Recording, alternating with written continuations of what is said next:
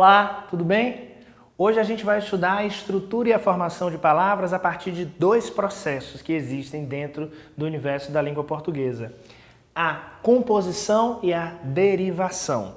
Esses processos nos auxiliam a compreender de que modo é possível a gente construir diferentes palavras por meio de diferentes recursos. Quando você olhar no seu livro de português, você vai perceber que esse estudo ele é bem amplo, porque ele começa lá naquelas categorias de raiz, radical, afixos. Você pode encontrar isso melhor na aula sobre estrutura e formação de palavras. A gente vai focar hoje nesses dois processos, que são muito comuns, muito naturais ao uso humano da linguagem, e a gente precisa compreender as distinções entre cada um deles. Vamos começar pelo processo de composição. A gente vê essas letras embaralhadas, né? Parece que não há uma lógica para esses pedacinhos de palavras se relacionarem na língua, mas há sim, viu? A gente vai perceber que alguns processos seguem algumas regras e que no meio desses processos, alguns elementos mórficos, alguns elementos que constituem o vocábulo vão acabar sendo alterados a favor do significado. Lembra que a palavra precisa atingir o significado. Então vamos pensar aqui que as palavras são formadas pela junção de outras palavras ou radicais, ou seja, no processo de composição, a gente vai encontrar pedacinhos de palavras ou novas palavras que são formadas a partir de outra. O processo de composição ele é dividido em dois. Existe o processo de aglutinação e o de justaposição. Esses nomes são novos para você, podem ser um pouco estranhos, então vamos entender cada um deles. O processo de aglutinação acontece quando duas palavras, dois elementos se unem para formar essa palavra e algum pedacinho ou alguma palavra sai perdendo, ou seja, vai perder um som, vai perder alguma letra, vai acontecer algum tipo de prejuízo em uma das duas partes, porque na aglutinação as coisas se misturam, se combinam.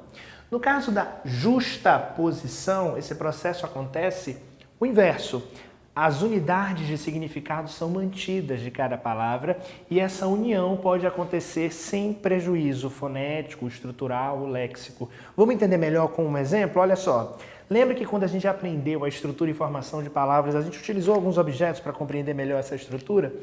Então vamos pensar no caso da aglutinação, que eu tenho duas palavras, vamos imaginar que cada um desses bloquinhos aqui representa uma palavra.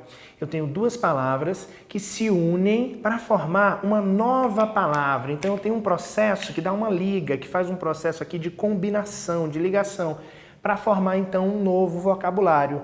Há então uma perda, um prejuízo para que essa união aconteça. Perceba que as duas partes se uniram e foram unificadas para formar um novo vocabulário, um novo vocábulo na língua.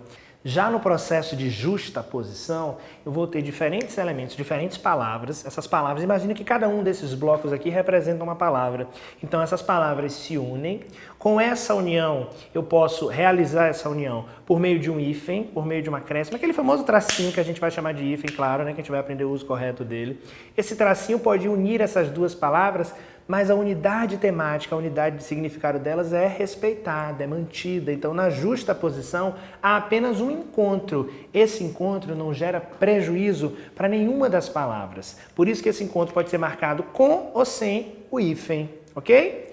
Vamos ver alguns exemplos para compreender melhor esses conceitos? Olha só a palavra planalto. Essa é a palavra planalto, como a gente reconhece aí na língua. A palavra planalto foi formada a partir da junção de duas outras palavras, plano e alto. Essa junção, quando ela aconteceu, houve um prejuízo para a palavra plano. Essa palavra perdeu sua letra final para que essa união fosse relacionada. Então, ao invés de virar plano alto, virou planalto. Por isso que a gente chama esse processo de aglutinação, uma combinação, uma mistura de duas palavras que formaram outra.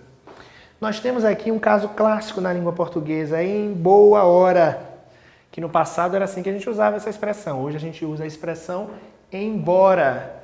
Então todas essas palavras se uniram e nessa junção, por uma aproximação fonética, essa junção vai acontecer por uma questão da letra, por uma questão do som, ou seja, a gente está sempre indo pela lei do menor esforço, ou seja, a gente está sempre tentando tornar as palavras e as construções vocabulares fáceis. Nesse caso, a junção aqui foi favorecida pelo som, pelo fato de o H ser mudo, pelo fato de haver uma aproximação aqui de semelhança que permitiu a criação da palavra embora. Existe também o processo, como a gente viu, de justaposição, e esse é bem fácil de ser visualizado. Perceba, eu tenho aqui o processo de formação da palavra passatempo.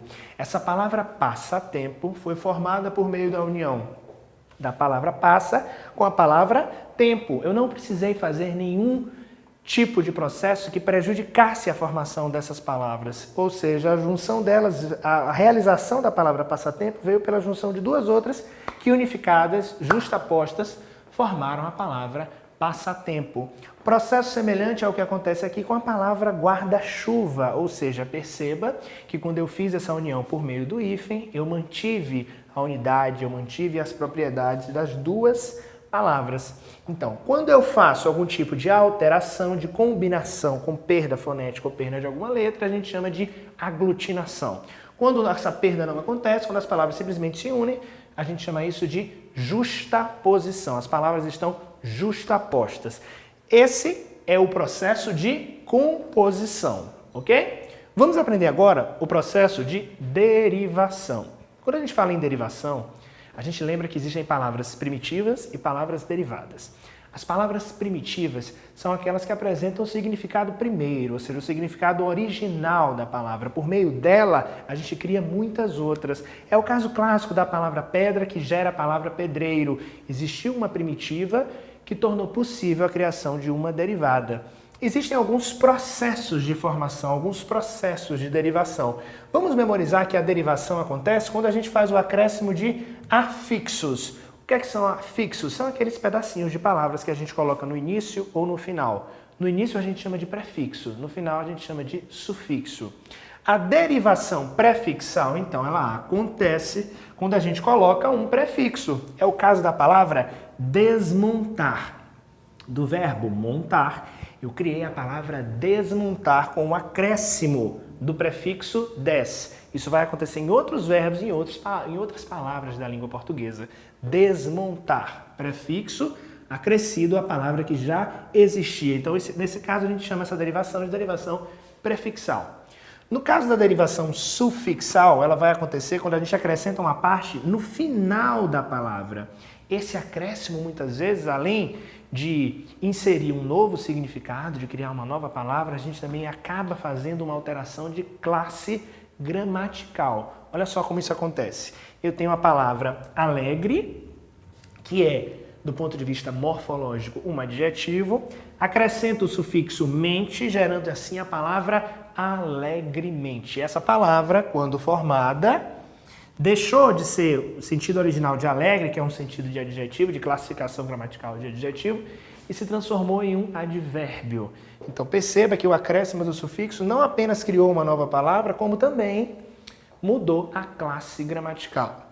Vamos ver agora o caso da palavra enriquecer. Enriquecer é um exemplo de derivação que a gente chama de derivação parasintética. Que derivação é essa? No caso da derivação parasintética, o que acontece é o acréscimo simultâneo de prefixo e de sufixo, ou seja, ao mesmo tempo a gente faz o acréscimo desses dois elementos. Perceba que eu tenho a palavra enriquecer com o prefixo em e o sufixo ecer, que vai acontecer também em outras palavras, tais como amanhecer, por exemplo. Então, nesse caso, onde a gente coloca um prefixo e um sufixo ao mesmo tempo na palavra, a gente chama essa derivação de parasintética. Outros dois processos comuns de derivação na língua portuguesa. A derivação imprópria. Que derivação é essa? Por que esse nome? Porque no caso da derivação imprópria, as palavras mudam de classe gramatical. Olha só como isso acontece. Perceba que nesse exemplo eu tenho o não nos chocou. Aqui eu tenho uma construção com artigo. O não, se a gente for para aquelas classificações estáticas, aquelas classificações morfológicas que às vezes a gente tenta agrupar, mas nem sempre é tão simples, a gente vai dizer que o não é o quê? É um advérbio de negação. Só que nesse caso, a palavra não ganhou o artigo antes. Acontece aqui um processo que a gente chama de substantivação, ou seja, o artigo transformou a palavra seguinte em um substantivo, porque aqui eu estou falando do não, da ação de dizer não. O não nos chocou, aquela atitude, o fato de alguém dizer não. Nesse caso, não deixou de ser advérbio e virou um substantivo. Então perceba que nesse caso a gente tem uma mudança de classe gramatical.